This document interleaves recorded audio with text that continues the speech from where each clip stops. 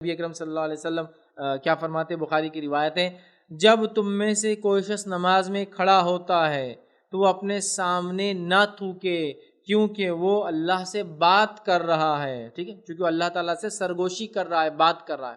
صحابہ تھے، بیمار صحابہ تھے، نماز کے لیے آتے تھے، کھنکارتے تھے، بلغم زیادہ ہوتا تھا، آپ بھی جانتے ہیں میں بھی جانتا ہوں، سائنسی اعتبار سے بلغم کو نگلنا نہیں چاہیے، پیٹ کی بیماریاں ہوتی ہیں اس کو تھوکنا ضروری ہے۔ اب نماز کی کیفیت میں ہے، یہ نمازیں وہ نمازیں نہیں تھی جو ہماری نمازیں 2-2 4-4 منٹ والی، یہ نمازیں وہ تھی جو نبی اکرم صلی اللہ علیہ وسلم کے پیچھے پڑھی جاتی تھی۔ نمازوں کی کیفیت یہ کہ 50-50 آیتیں ایک ایک رکعت کے اندر ہو جایا کرتی تھی، یہ حالت تھی نمازوں کی، ٹھیک ہے۔ تو ظاہر سی بات ہے لمبی لمبی نمازیں ہوتی تھی، آپ نے واقعات بھی سنے، کچھ صحابہ تو ایسی نمازیں پڑھتے تھے کہ عشاء کی نماز کے لیے کھڑے ہوئے سورہ بقرہ پڑھ دی اس کے اندر، ایسے واقعات ہم کو ملتے ہیں، سمجھ رہے بات؟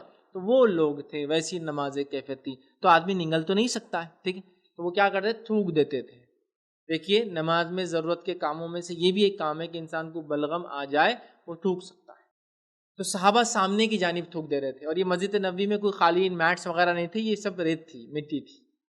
تو نبی اکرم صلی اللہ علیہ وسلم مجھے پتہ چلا، آپ نے کہا نماز کی حالت میں کوئی سامنے نہ تھوکے کیونکہ وہ اللہ سے بات چیت کر رہا ہے، اور پھر آپ نے فرمایا رکھا نماز والی جگہ پر ہوتا ہے تب وہ اللہ تعالیٰ سرگوشی کر رہا ہے۔ اسی طرح اپنے دائیں جانب رائٹ ہینڈ سائڈ بھی نہ تھوکے کیونکہ دائیں جانب ایک فرشتہ ہوتا ہے، تو رائٹ سائڈ بھی نہیں تھوکنا چاہیے، وہاں بھی ایک فرشتہ ہوتا ہے، ٹھیک ہے۔ پھر آپ نے کیا فرمایا، اسی طرح جو ہے اپنے دائیں جانب نہ تھوکو کیونکہ وہاں فرشتہ ہوتا ہے، البتہ اپنے بائیں جانب یا قدم کے نیچے تھوکو پھر اسے دفن کر دو۔ اگر تھوکنا ہی ہے نماز میں آ جائے تو اس سائڈ یا پیروں کے بیچ میں، اور پھر دفن کر دو اس کو مٹی سے، کیونکہ مسجد نبوی مٹی تھی اس زمانے میں۔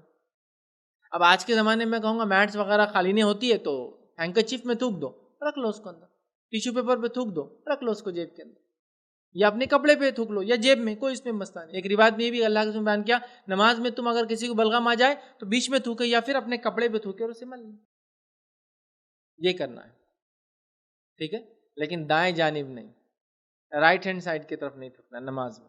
اسی طرح اگر نماز میں وسافس آئے تو اعوذ باللہ من الشیطان الرجیم پڑھ کے تھوکنا کس طرف، لیفٹ ہینڈ کی طرف، رائٹ نہیں آتا، کس لیے رائٹ کی طرف فرشتہ ہوتا ہے، تو نماز کی حالت میں رائٹ سائڈ نہ تھوکے اس لیے کہ وہاں ایک فرشتہ ہوتا ہے اور اس کا رائٹ ہے کہ اس کی طرف دیکھ کر نہ تھوکا جائے۔ چلیے آئیے،